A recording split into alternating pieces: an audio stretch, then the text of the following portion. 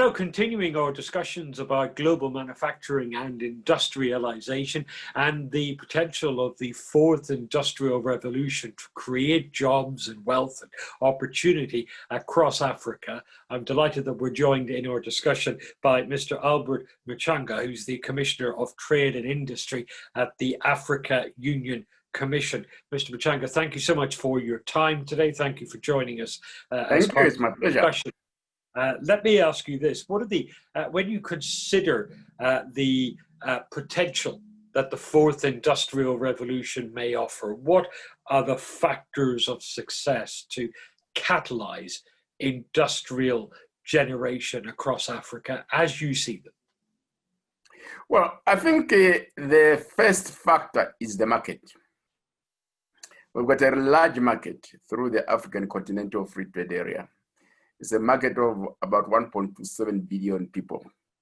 And that can really attract large-scale investments across the continent. And related to that is that when you look at the consumption trends of Africans, there is a huge amount of imported finished products from abroad.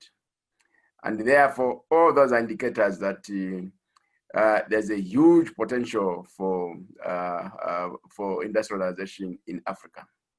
Then the other factor is the factor of development. The historical experience of development is that if Africa does not transform her productive base, then it will be very, very difficult to sustain development. And therefore, we need to go through a cycle of structural transformation of the economy. We need to move away from dependence on commodity production and add value to what we are having. And that in itself then means that there's also an element of export diversification away from the commodity sector to value-added products. And through the African Continental Free Trade Area that we are creating, we should be able to promote very dynamic exports in value-added products across Africa. So these are the key factors. And added to that is a young population. With a young population which is very, very, very much amenable to the technologies emerging as we go towards the fourth industrial revolution. And as a result of that, we can be very confident that if we come up with a program of developing digital entrepreneurs, we should be able to generate those digital entrepreneurs who will be able to leverage the opportunities offered by the fourth industrial revolution. And that is the great opportunity, that young population, that vigorous population that's keen to learn, that's keen to embrace these technologies. Yes, it is. And you see, the issue is that the young population needs to be given opportunities, and we've realized that. So we have teamed up with a member of the African diaspora. They are called the African E-commerce Trade Group. And through that, we have come up with a competition for young entrepreneurs involved in startups, so that they can be given the opportunity to showcase what they have at the next edition of the Inter-African Trade Fair, which is going to be held in September next year in Kigali, Rwanda. It was supposed to be held this year still in Rwanda, but as a result of the COVID-19 pandemic, we have to postpone it to next year. And there's a lot of interest from the young entrepreneurs to compete. And after that, we're going to have a regular program for those who are able to win, so that we mentor them and see how they can develop their enterprises. So the young Africans are very, very responsible. All we need to do is give them the opportunities. This requires investment. We heard from the president of Angola about the importance of investment in infrastructure, in ports, and in railways. And that's still an important factor when you talk about developing and building local supply chains. You need that ability to move product and materials. Yes, that's true. We need that. We need that. But where I start from is the fact that by creating the African Continental Free Trade Area, we are generating new opportunities for increased public-private partnerships. Therefore, there's realization that for us to make use of that market, we need to link up Africa. And with this huge potential, we foresee a situation where a lot of investments are going to emerge so that we provide the required infrastructure linkages. And already as I'm speaking, there's a group of Africans who call themselves the Afro Champions Initiative. They've responded very, very favorably by coming up with a $1 trillion framework. And through one of their first ventures will be to establish an African shipping line. And there are many other initiatives that are emerging as a result of creating the African Continental Free Trade Area. So we are mobilizing private-public partnerships to mobilize all the resources. But to be blunt, that's simply a matter of catching up. When we talk about the fourth industrial revolution, that requires a further step change in investment in technology, in equipment, and also in the development of skills. How is that to be achieved in Africa? Well, one of the messages that I'm conveying around Africa is that for us to really ensure that we dynamise the process of industrialization and also trying to really leverage the opportunities offered by the fourth industrial revolution, we need to develop a partnership among the governments, academia, and the private sector. We need the governments to provide the policy framework. We need the government to provide the public resources. We need the private sector, and we need the academia to really embark on vigorous training programs and also vigorous programs of research and development and design, which are required for us to leverage these opportunities. And the private sector also have resources which they can give to the academia to undertake research and development and design, in addition to commercializing the results of research and development. So that partnership is required, and we have to start from somewhere. Without starting from somewhere, you cannot move forward. So we have to take the first steps. And the important word that came through all of that, sir, was that of partnership. Yes, it's very key. It's very, very, very key. Because if we have a very inclusive process where all the stakeholders pitch in, then we need, in that way, we'll be able to have a common vision to say, this is where we want to move Africa. And we'll be moving in alignment. And when we're moving in alignment, I think we'll be able to really generate better results that way, instead of working at cross purposes. And this is where these international initiatives, such as Germany's Marshall Plan for Africa, become important, because they can spur those partnerships. They can encourage those partnerships to take place. Yes, certainly we welcome those initiatives. Let me indicate that in the field of industrialization, we've got a very broad continental policy framework. We call it the Action Plan for Accelerated Industrial Development in Africa. And on the basis of that, we are able to invite cooperating partners to come in. So Germany has been a very, very, very good partner to Africa. They have been working with us in the Department of Trade and Industry in the African Union to promote continental integration. And they are going to continue as we go towards the implementation.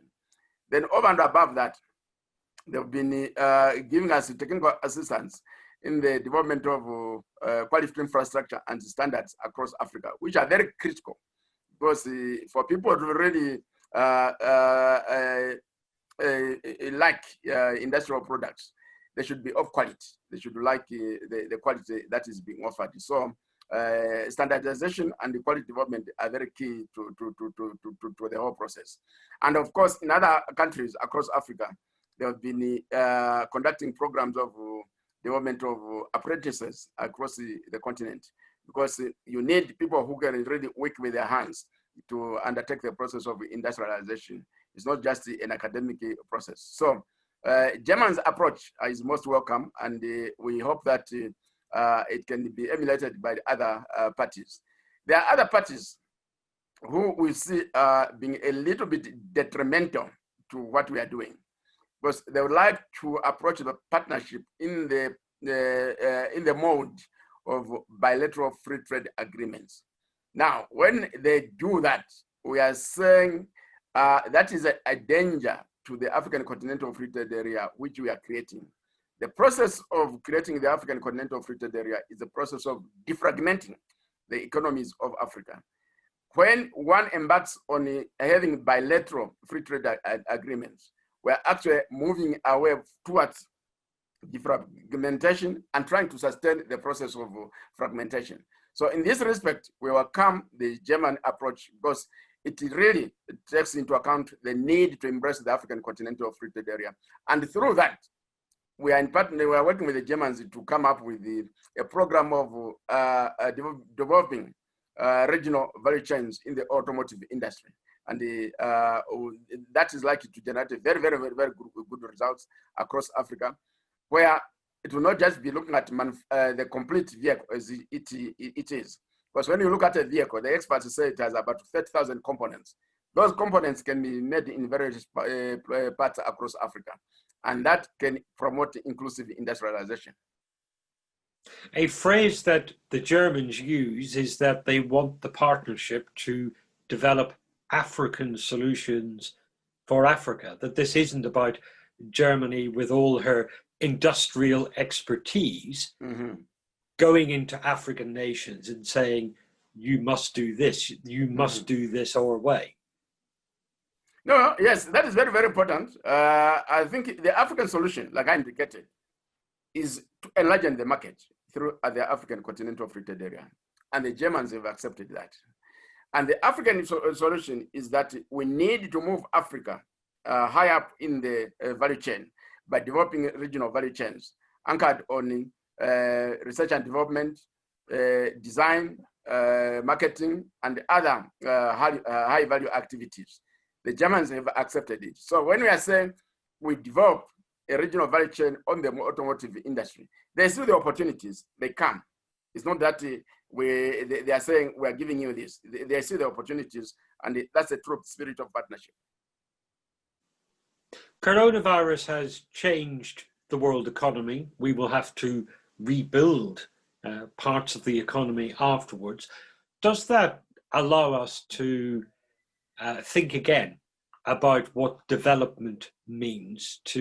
Does it create an opportunity to rebuild or to enhance the industrial, logistical, supply chain operations already in Africa?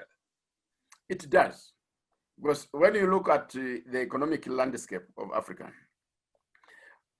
what immediately comes into play is the fact that the commodity sector where Africa depends on has literally collapsed. Maybe now the oil is moving, but when the pandemic came into full force, the ships could not move anywhere to offload the ships. I mean, the oil, they were stuck at ports. Similarly, commodities like copper, most of the companies that were producing copper went on care and maintenance, meaning that there was no output of copper.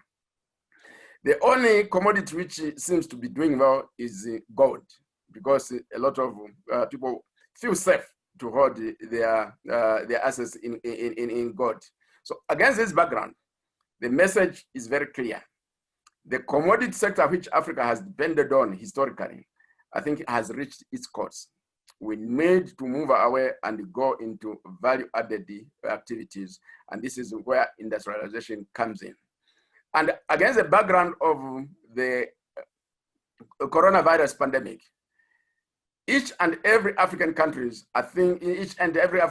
sees an opportunity in the African Continental Free Trade Area, because they can use the African Continental Free Trade Area to really use it as a launchpad for export diversification. We need to move away from export of commodities. We need to move away into value-added exports. And the African Continental Free Trade Area offers that opportunity. So, although the COVID-19 pandemic has been a huge setback in terms of economic development in Africa, because after a period of almost 25 years, this is the first time we are going through a recession.